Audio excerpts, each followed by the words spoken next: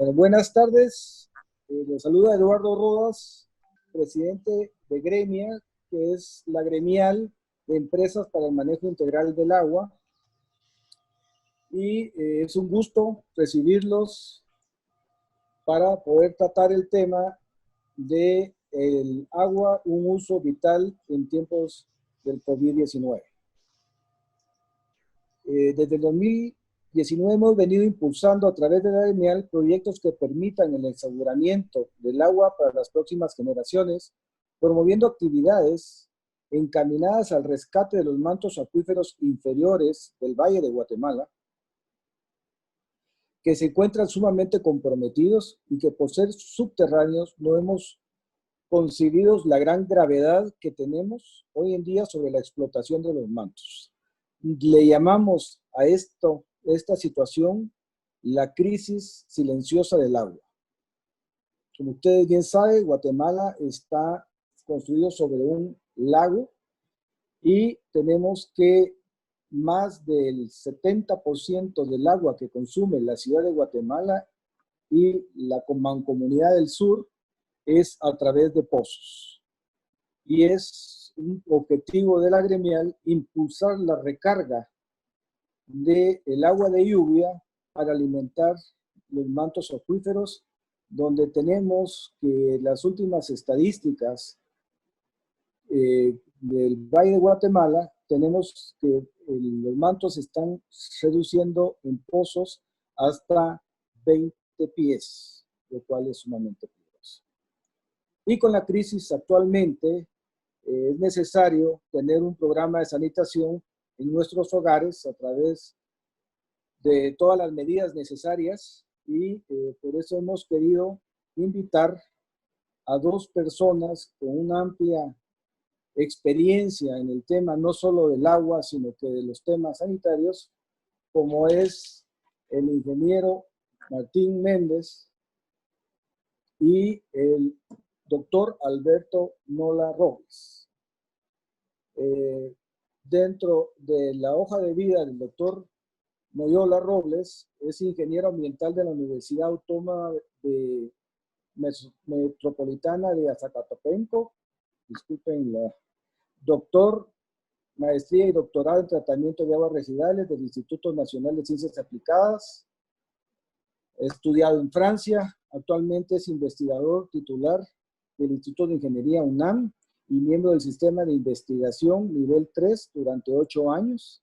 Tiene una gran cantidad de artículos, ha publicado libros, tiene el premio académico de CIBA para la innovación tecnológica y ecológica de 1993 y el premio universitario John Blaquín en 1992 y 1998 y actualmente es presidente de la Sociedad Mexicana de Biotecnología y Bioingeniería de la Sociedad de Ingeniería Sanitaria y Ambiental.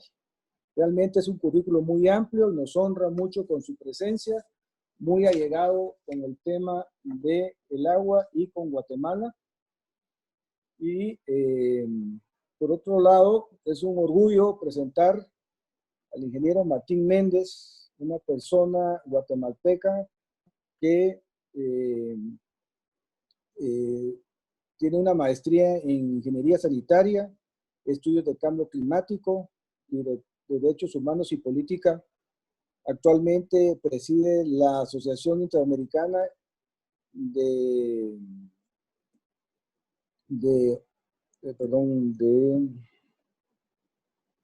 perdón Martín, perdí mis apuntes. La Asociación Interamericana y vicepresidente de la Asociación Guatemalteca de Ingeniería Sanitaria Ambiental y ODS 6 para el delegado de la Presidencia de la República en el medio ambiente y actualmente es un colaborador muy cercano de la Presidencia de Guatemala para combatir y detener el COVID-19. Entonces, muchas gracias por su participación y le dejo la palabra al doctor Alberto Noyola. Muchas gracias a Gremia por la invitación a este webinar que compartiré con mi colega, mi querido amigo, el ingeniero Martín Méndez, presidente de AIDIS, la Asociación Interamericana de Ingeniería Sanitaria y Ambiental. Actualmente él dejará el cargo a final de este año y seguramente con muy buenos resultados. He quedado con Martín de yo iniciar con el tema del coronavirus en general y un poco empezar a tocar su relación con el agua, y él terminará la plática. Voy a compartir mi pantalla, a ver si lo logramos hacer. Vamos a ver. Aquí no sé si ya se ve. Entiendo que sí se está viendo, ¿verdad? Bien. Entonces, empecemos con mi enfoque es al SARS-CoV-2. Ustedes saben que este es el nombre del virus que causa la enfermedad, pandemia, por lo que abarca en cuanto a incidencia de enfermedad en la humanidad, en todo el planeta, el COVID-19. Algunas oportunidades para el sector agua y saneamiento. La pandemia COVID-19 la causa el virus SARS-CoV-2 que surge en la ciudad de Wuhan, provincia de Hubei, en China, a fines del 2019, el año anterior, y en 2 o 3 meses, entre 2 y 3 meses, alcanzó al mundo.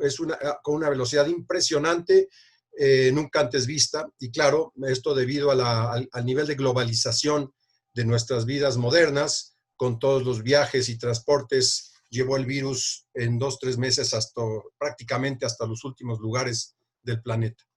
Es un virus de la familia del coronavirus.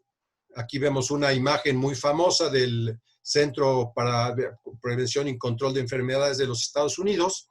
Las puntitas rojas son los spikes que se llaman, que son lo que da la forma de la corona. Y son virus envueltos, es decir, virus que están protegidos en su genoma, en su material genético, por una cápsula, una cápside formada fundamentalmente de lípidos. Y esto es una ventaja para nosotros de protegernos contra él, porque con jabón, simple jabón, podemos nosotros desintegrarlo. El SARS viene del acrónimo de inglés, Severe Acute Respiratory Syndrome. Esta es otra imagen donde ya podemos ver dentro de la cápside y vemos el material genético del virus, una cadena de RNA de ácido ribonucleico que por sí solo es muy lábil y por eso esa cápsula lo protege. El virus entra a la célula que va a infectar, por esos spikes, esas puntitas rojas, se conecta, digamos, y una vez conectado, ingresa.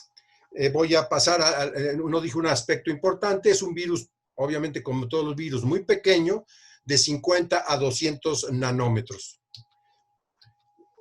Los virus infecciosos en humanos, estos coronavirus en particular, como sabemos, provienen del reino animal y por la vida en contacto con animales, ya sea domésticos, pero sobre todo silvestres, es que se crea una zoonosis. La zoonosis es la migración de un virus, de un agente infeccioso, de los animales al humano y luego del humano a otros humanos. El primer coronavirus bien estudiado es el SARS-CoV, que podríamos decir ahora SARS-CoV-1, que también nace en China, se empieza en China, en la provincia de Guangdong, en 2003. Después en México empezó el H1N1, que no es un coronavirus, es otro tipo de virus, que empezó en los puercos, en granjas porcícolas. El MERS-CoV, ese es otro coronavirus que surge en Arabia Saudita, por eso el Middle East, el MERS es Middle East, y ahora el coronavirus de Wuhan. Y obviamente lo que hemos escuchado es que probablemente otros están en línea para empezar a surgir, tal vez con una periodicidad ya no de una década, sino con mayor frecuencia. Y quién sabe si otros virus puedan inclusive, por ejemplo, lo que decíamos justo antes de entrar al aire, caminar o ser transportados por el agua. Porque la ventaja de este virus es que no se mantiene en estado infeccioso, prácticamente no se mantiene en ese estado en el agua, como vamos a ver un poquito después. El COVID-19 es una enfermedad altamente contagiosa, ya lo sabemos, hemos estado inundados de información. En 3 meses la información que se ha vertido es impresionante, ¿no? Algo casi nunca visto. El virus ingresa por mucosas, boca, nariz y ojos, infección directa por esta vía o bien indirecta cuando estas secreciones del humano caen en superficies y de ahí se mantienen estado infeccioso y de ahí puede haber tomarlo yo y introducirlo a mi organismo. Se declara pandemia el 3 de marzo del 2020 y 3 puntos muy importantes que hacen que esta enfermedad sea particularmente letal, digámoslo así. Un periodo de incubación de 4 a 7 días, en donde yo puedo no tener todavía los síntomas, pero ya estar en estado infeccioso, es decir, ya puedo contagiar. Los portadores asintomáticos, sumamente problemático, porque puede la gente estar infectada sin tener problemas de salud, pero estar distribuyendo el virus. Y lo peor, no existe vacuna a la fecha, lo que obliga a extremar las precauciones y evitar los contactos, y es lo que estamos viviendo actualmente en el quédate en casa que se ha aplicado en todo el mundo. Y mientras no existe esta vacuna, pues no podremos volver a la normalidad, la normalidad que teníamos en los viajes, sea en autobuses, sea en avión, los encuentros masivos, etcétera, etcétera. No se ha documentado que este virus sea transportado por el agua de abastecimiento en estado infectivo. Eso es una tranquilidad. El agua no es un vehículo para que el virus infecte. Sí se ha reportado aislamiento en heces fecales en China, pero esto no ha sido confirmado aún. Aquí es importante señalar que la información que está publicándose sobre el virus, la investigación, hay tal necesidad de ella que está siendo publicada en fast track, digamos, como un preprint. Esto quiere decir que el artículo científico no ha sido sujeto de revisión por pares, como es todo proceso de publicación, y entonces, como la necesidad es tan urgente de tener información, se publica en paralelo a la revisión, y por lo tanto algunos textos pudieran no tener el rigor necesario. Entonces todo lo que se esté publicando hay que verlo con cierta reserva. Hay todavía mucho por hacer para confirmar muchos de estos hallazgos. Se desconoce, por ejemplo, si el tracto intestinal replica o inactiva el virus. Se han detectado fragmentos del genoma del virus, de esta cadena de ácido ribonucleico, en heces fecales y también en aguas residuales. La técnica que se utiliza es la PCR en tiempo real o reacción en cadena de la polimerasa en tiempo real, y no se ha detectado fragmentos, ni siquiera fragmentos en agua tratada, en la información que empieza a fluir a nivel mundial. Tampoco se ha reportado que pueda haber infección por heces, ya sea la vía fecal oral, como muchas enfermedades gastrointestinales, y los coronavirus previos, en particular el SARS del 2003, apuntan a que las heces no representan realmente un material de transmisión del virus, al menos en estado infectivo, en estado activo.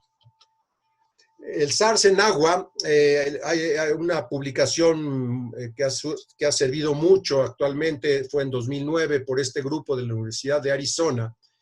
Trabajó con el SARS-CoV de Guangdong del 2003. Ellos vieron que el virus en agua limpia sin cloro, se le había retirado el cloro, decrece al 99.9% en su infectividad en 10 días a 23 grados, pero tarda mucho más, 100 días a 4 grados. Y que en aguas residuales la reducción a esos 23 grados de 10 días en agua limpia se reduce a solo 2 a 4 días. Es decir, el virus sufre, se inactiva, se desintegra en agua contaminada más que en agua limpia, y en agua fría más que en agua, se preserva mejor en agua caliente, más en agua tibia, digamos así, más que en agua fría. Y hay que mencionar aquí que una vez que esta agua se clora o se desinfecta vía ozono, luz ultravioleta, hipoclorito, gas cloro, el virus totalmente desaparece. Entonces ahí hay una barrera muy importante para que este virus no pueda transportarse por el agua. Hay modelos que se ha hecho trabajo con publicaciones y efectivamente el virus es sensible a la contaminación del agua y al calor. Y no se han detectado aún fragmentos, pedazos, ¿verdad?, de virus en agua residual una vez tratada. Es decir, el virus, aún sus pedacitos, que no son infectivos, ya nomás es un fragmento de ellos, se ha detectado en agua residual, pero ya no en el agua tratada. Ha surgido desde marzo, muchos países ya están atendiendo, buscando el virus en los drenajes, porque se ha identificado que puede ser una herramienta muy útil para monitorear el avance o la contracción de la enfermedad. Varias ciudades ya están trabajando sobre esto, en Estados Unidos, en Holanda, en Francia, en Italia, en España, en Turquía, en Brasil. Vamos a ver un ejemplo de lo que están haciendo los brasileños. Son los que llevan la delantera en América Latina en estos aspectos. Este sistema, este monitoreo se basa en la técnica que también se utiliza para los humanos, que es la reacción en cadena de polimerasa, la PCR en tiempo real, que identifica un fragmento del virus. Es decir, esta técnica de biología molecular, por medio de cebadores o primers, identifica un pedacito del virus y que es único, exclusivo de él, y con eso se puede identificar que existe. Pero esto es importante porque el hecho que lo encuentre no quiere decir que el virus esté en estado infectivo. Quiere decir que hay virus o fragmentos de él. Y lo más probable, como ya vimos en agua residual, es que no esté en estado infectivo por el estrés que sufre el virus en este medio. Entonces, el hecho de que la PCR, en el caso de aguas residuales, identifique presencia de virus, no quiere decir que sea infectivo o peligroso en ese sentido. Hay mucho trabajo por hacer para estandarizar el protocolo de separación de los fragmentos de virus del agua residual, concentrar ese ácido ribonucleico para después pasarlo a su amplificación en qPCR o en RT-PCR. Y hay que desarrollar también investigación sobre la presencia del virus o sus fragmentos en los efluentes tratados, en los lodos de desecho de las plantas de tratamiento y en los aerosoles que se generan también durante el tratamiento. Por ejemplo, en una planta de lodos activados donde hay una aireación intensa, se generan pequeñas gotitas que viajan, digamos, en una radio de unos 30, dependiendo del viento, 30 a 40 metros, y estos aerosoles pueden transportar microorganismos y también virus, causando riesgo a los trabajadores de la planta y a los vecinos. Los residuos sólidos, ese es otro asunto muy complejo que no vamos a abordar, pero simplemente ya se está haciendo noticia de cómo se ha incrementado los residuos sólidos, me refiero a los cubrebocas, en la basura domiciliaria, no digamos la de los hospitales, que se maneja de una manera más segura, pero de las casas no necesariamente. La detección de los SARS en drenajes urbanos, los primeros resultados por la vía de los preprint, lo presentó el investigador Medema de un instituto holandés. Ellos aplicaron la técnica de PCR a 4 segmentos del genoma del virus y encontraron que antes de la aparición oficial del primer caso en Holanda, no vieron el virus en las aguas residuales. Empiezan a detectar un segmento de 4 que buscaban 8 días después de reportarse el primer caso en el lugar donde estaban muestreando. A los 18 días ya son 2 los segmentos y a los 27 días del primer caso reportado ya la señal era franca, los 4 segmentos del virus estaban presentes. Después de eso hubo otros investigadores que están reportando básicamente lo mismo. Esta técnica está siendo sensible a pocos casos en una comunidad. Por ejemplo, se detecta que de 3 a 10 casos confirmados en una población de 100,000 habitantes puede ser detectado el virus en ese drenaje. Claro, aquí hay que reconocer que pueden ser 3 casos confirmados, pero también están los asintomáticos. Entonces, el número de casos pueden ser de 30, pero no más allá. Es decir, es una técnica muy sensible para poder identificar la presencia de pocos enfermos en una población relativamente grande. Y en 2 plantas de tratamiento, por ejemplo, se detectó el virus aún antes de reportar incidencia en la zona a la que servía ese drenaje. Probablemente asintomáticos o bien personas que se movían y que digamos, defecaron en ese drenaje, aunque no vivieran ahí. El drenaje entonces se vuelve como una información muy importante para el control de la pandemia y es lo que están haciendo estos países. Y en nuestra región, concretamente Brasil, Belo Horizonte, como vamos a ver, lo está haciendo. Porque monitorear el virus en la red de drenaje podemos identificar brotes o rebrotes, es decir, la segunda ola famosa que esperamos supuestamente por ahí por noviembre, se puede monitorear como un apoyo a la información, obviamente la información clínica y epidemiológica formal. Esta podría ser una información adicional para apoyar la toma de decisiones. Pueden identificarse hotspots, es decir, barrios, colonias, sectores de la red donde tengamos una mayor incidencia para entonces atenderla de una manera más cuidadosa. También puede servir mucho para acompañar las medidas de relajamiento una vez que volvamos a las actividades de todos los días. Esto también este seguimiento puede identificar si hay un riesgo de resurgimiento en este momento. Y con los puntos de muestreo adecuadamente localizados en la red, yo puedo sectorizar mi zona de servicio y entonces identificar, como decíamos, los hotspots o lugares donde ya pudiera también relajarse más algunas medidas. Este es un caso, el caso de Belo Horizonte. No sé si se ve a mi cursor, lo voy a usar. Esto es muy reciente, este documento, esta nota técnica acá abajo a la izquierda. Ustedes ven la cita bibliográfica de unos colegas de la Universidad de Minas Gerais en Belo Horizonte.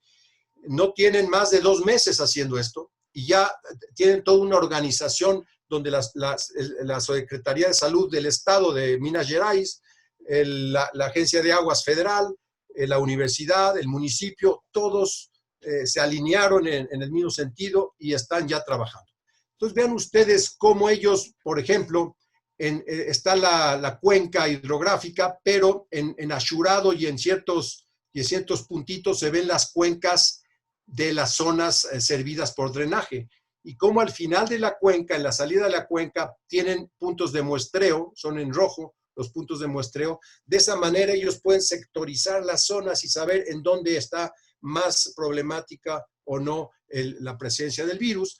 También están hospitales, es el circulito con una H que está por ahí, por lo tanto también tiene la posibilidad de identificar en particular estas descargas y también se presentan en las plantas de tratamiento ya al final del sistema de drenaje. Algo así se puede montar en una ciudad para poder identificar entonces por dónde están los hotspots y poder atenderlos de una mejor manera. Y esto ya terminando, nos abre la posibilidad de lo que se llama epidemiología con datos de aguas residuales. O usar la red de drenaje como un instrumento de información, como una fuente de información para apoyar políticas públicas, particularmente en aspectos de salud pública. Esto surge porque en los 90s, cuando los contaminantes emergentes empezaron a ser una preocupación mundial, esos contaminantes, los productos de síntesis orgánica, fármacos, productos de limpieza personal y otros que empezaron a aparecer en muy pequeñas cantidades, en las plantas de tratamiento no se removían y empezaban a acumularse en los cuerpos receptores, se empezaron a atender estos aspectos midiendo su presencia. Pero también encontraron otras cosas. Por ejemplo, consumo de drogas ilegales. Se encontró cocaína, metanfetamina en los drenajes, productos también del metabolismo de estas drogas. Y ya hay campañas también en ciertos países, se está monitoreando esto. Y además, en otros también, ciertas enfermedades como el polio, el virus del polio, el virus de la hepatitis A, en algunas ciudades son análisis de rutina. Entonces, la red de drenaje, viéndola en ya como una fuente de información, puede ser utilizada para monitorear la salud de la población, qué fármacos está consumiendo. Los productos del metabolismo de ciertos fármacos pueden identificarse también, no solo el fármaco en estado digamos, original, sino también lo que excreta el cuerpo humano después de procesarlo, para identificar, pues, qué se está consumiendo y que, por lo tanto, asociarlo a ciertas enfermedades. Los brotes de enfermedades como el COVID-19 también se pueden identificar en forma temprana y además acompañarlos. Identificar la aparición de bacterias resistentes a antibióticos, otro riesgo sanitario que se nos viene encima. Los genes de resistencia a antibióticos migran entre bacterias y pueden pasar a patógenos, dándoles capacidades de resistir antibióticos. Y entonces puede darse el caso que yo tenga una infección y el antibiótico que existe no puede hacer nada contra esa bacteria porque resiste a ese antibiótico. Entonces, esta es la carrera de mejores antibióticos, estar buscando cada vez mejores antibióticos o diferentes, porque los bichos o los microorganismos se están acostumbrando a eso. Esto también puede servir para monitorearlo. Y también apoyar, sin duda, políticas mucho más efectivas, aterrizadas en temas de salud pública. Para esto, obviamente, hay que hacer una cierta inversión, desarrollar métodos analíticos, sensores, en muchos casos biosensores por su sensibilidad, y que además idealmente sean económicos y que nos den prácticamente información en tiempo real. Y este podría ser un elemento importante en lo que es construir una ciudad inteligente. La ciudad inteligente normalmente se le conoce por su movilidad, por su interconectividad, por el uso eficiente de los insumos como electricidad, agua, por el manejo de sus residuos, el reciclado, pero pocas veces, o más bien no se toca este tema, usar la red de drenaje como una fuente de información del metabolismo, digamos así, de la ciudad, y por lo tanto poder fundamentar políticas públicas que ayuden a la mejor calidad de vida de la población. Bueno, con esto termino mi parte. Les agradezco mucho su atención y pues sigue mi colega Martín Méndez con el tema que nos ocupa el día de hoy.